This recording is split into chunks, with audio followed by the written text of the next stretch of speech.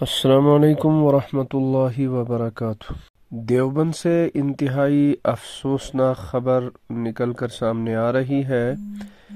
دیوبند میں U P A T S نے کارروائی کرتے ہوئے 3 مشتبہ افراد کو حراست میں لیا ہے۔ اے ٹی ایس نے سنیچر کی دوپہر قریب 1 بجے دارالعلوم چوک پر واقع ایک پرائیویٹ ہاسٹل میں بڑی کارروائی کو انجام دیتے ہوئے 3 مشتبہ افراد کو حراست میں لیا ہے۔ بتایا جا رہا ہے کہ مذکورہ تینوں برما اور بنگلہ دیش کے شہری ہیں جو یہاں دارالعلوم چوک پر واقع ایک پرائیویٹ بلڈنگ میں کرائے پر کمرے لے کر غیر قانونی طریقے سے رہ رہے تھے۔